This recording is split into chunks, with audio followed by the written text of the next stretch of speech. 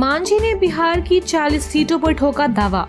बिहार में विधानसभा चुनाव की तैयारियां तेज हो गई हैं। सभी राजनीतिक दलों अपनी चुनावी रणनीति के तहत काम भी शुरू कर दिया है।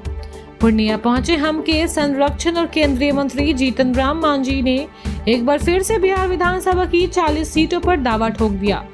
इतना ही नहीं, उन्होंने एनडीए में सीट शेयरिंग से पहले ही कस्बा विधानसभा सीट के लिए उम्मीदवार के नाम का ऐलान कर दिया।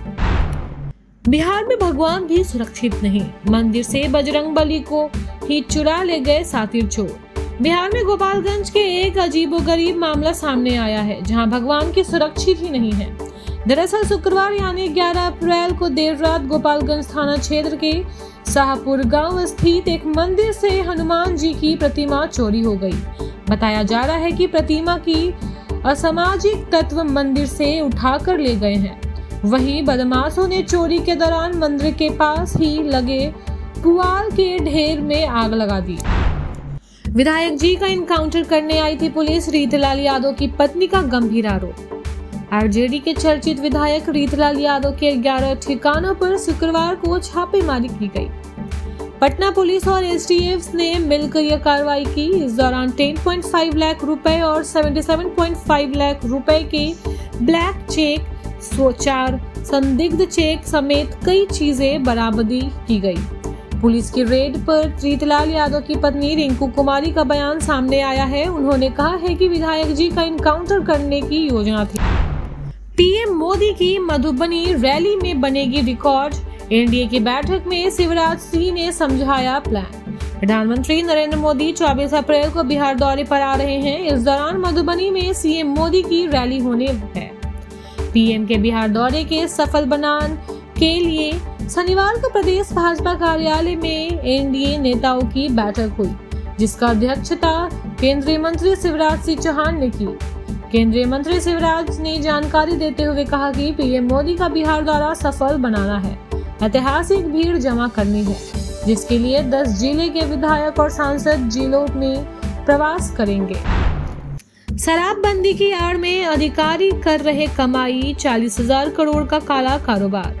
नेता प्रतिपक्ष तेजस्वी यादव ने शनिवार को पटना स्थित प्रदेश राजद कार्यालय में शराबबंदी को लेकर प्रेस कॉन्फ्रेंस की। तेजस्वी ने शराबबंदी कानून के सहारे अधिकारियों द्वारा काली कमाई किए जाने के आरोप लगाए। उन्होंने कहा कि 3 करोड़ 80 लाख लीटर से अधिक शराब की बरामदगी हुई है। उन्होंने सवाल किया कि इतनी अधिक मात्रा में विदेशी शराब गरीब और वंचित समाज के लोगों तो नहीं पी सकते, तो फिर ये किसके लिए भेजा जा रहा है? बिहार में शराब की आपूर्ति कौन करता है और किसके इशारों पर की जा रही है? महागठबंधन के नेतृत्व पर सस्पेंस सीटों को लेकर राजद का सतर्क रुख। कांग्रेस के दूसरे नेताओं की तरह शुक्रवार को पटना में सचिन पायलट भी यह कह गए कि महागठबंधन के नेता का चयन घटक दलों की आपसी सहमति से चुनाव बाद होगा। तेजस्वी यादव को मुख्यमंत्री पद का चेहरा घोषित कर चुका राजद मान रहा है कि कांग्रेस के इस रुख का कारण हैसियत ही खोर है। सम्मानजनक सीटों की अपेक्षा वाम दलों को भी है, लेकिन अस्थिर चित्त वाले विकासशाली इंसान पार्टी की मुखरता सुखद संकेत नहीं। ऐसे में राजद अभी सीटों के मुद्दों पर मौन रहना ही श्रेष्ठ समझ रहा, ताकि तेजस्वी का हित प्रभावित न हो। 17 अप्रैल को पहली बार होगा तेजस्वी यादव और कृष्णा अलवरू का सामना।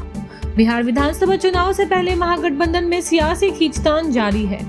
मुख्यमंत्री पद के चेहरे को लेकर कांग्रेस के कई बड़े नेताओं ने तेजस्वी को चेहरा मानने से इनकार कर दिया है, तो अखिलेश सिंह जैसे सीनियर लीडर तेजस्वी के साथ हैं। इस तमाम मतभेदों के बीच महागठबंधन की एक अहम बैठक 17 अप्रैल को पटना में होने जा रही है। इस बात की जानकारी तेजस्वी यादव ने शनिवार को प्रेस वार्ता में दी है। चाईबासा से सारंडा जंगल में आईईडी ब्लास्ट, 2 जवान घायल। चाईबासा के सारंडा जंगल में नक्सलियों द्वारा लगाए गए आईईडी बम ब्लास्ट में सुरक्षा बलों के 2 जवान घायल हो गए।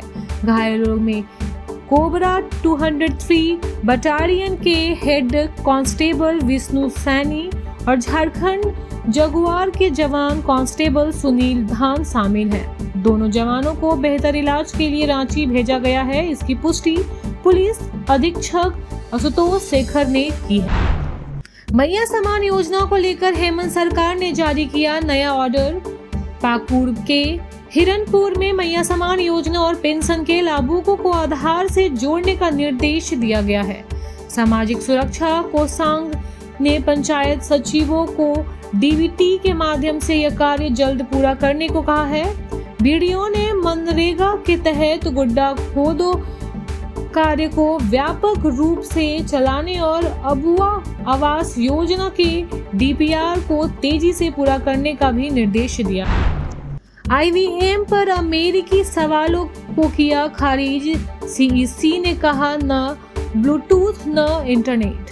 प्रेस कॉन्फ्रेंस के दौरान ज्ञानेश कुमार ने कहा ईवीएम की सुरक्षा को लेकर टडवा से बयान दिया गया है कि भारत में इस्तेमाल होने वाली ईवीएम पूरी तरह सुरक्षित और हैक प्रूफ है। ईवीएम की विश्वसनीयता पर जोर देते हुए कुमार ने कहा है कि भारतीय ईवीएम इंटरनेट, ब्लूटूथ या इंफ्रारेड से कनेक्ट नहीं होती, इसलिए इनके हैक करना असंभव है। Thank you so much for watching this video. Don't forget to like, comment, share and subscribe.